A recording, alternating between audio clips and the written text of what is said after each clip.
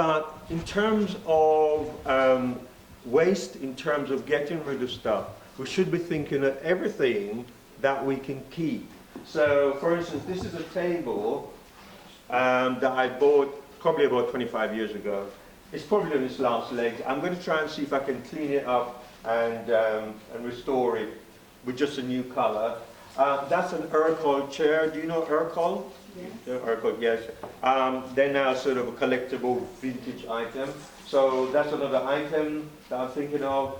That's a particular kettle which is from the 30s, very, very popular streamlined shape. But I'm just going to run through some few things here to show you what I mean. These are all things that at the moment I'm looking at.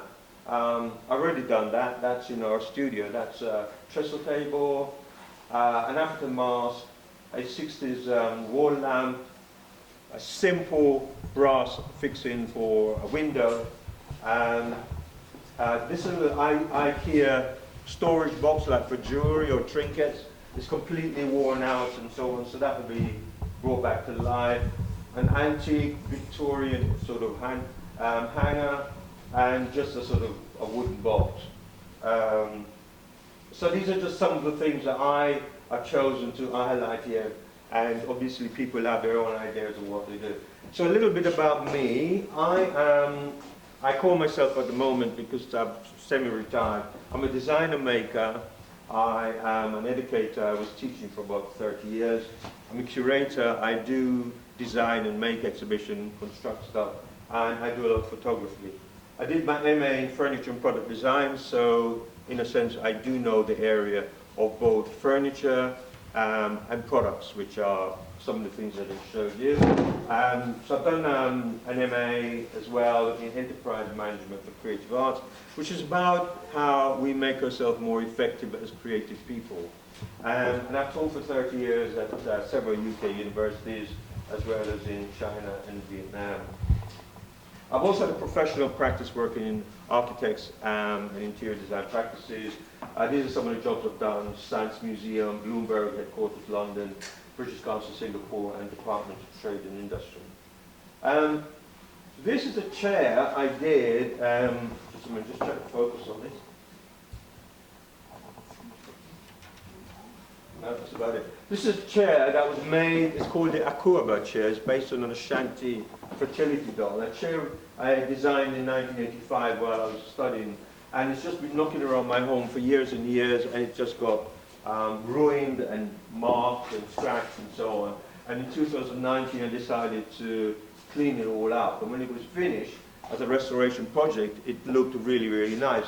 And since I never used it and didn't want to leave it to become another thing that's going to get damaged, I donated to the V&A. Unfortunately, not unfortunately, and fortunately, they were redoing their 20th century gallery, and it just happened to fit in their curatorial, new curatorial way to do it. So that chair is in the, it's called the Design 1900 to Now, room 74, if you're there next time. And that's a chair of design. So that's enough, I think, about me.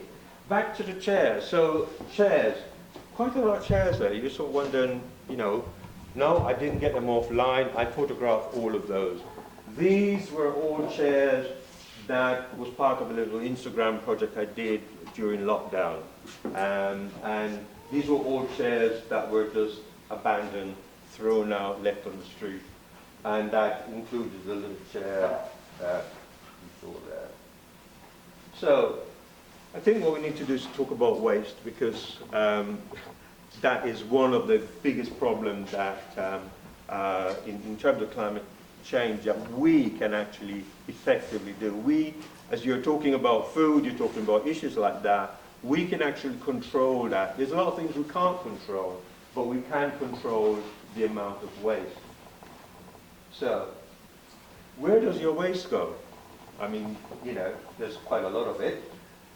Well, first it goes into storage. I didn't know that. Well, it's obvious. They didn't just take it in a truck and then take it to a dump or incinerate. It usually goes into storage, and sometimes from there it goes to places like India or other countries who are incentivized to take on this waste because it brings in money.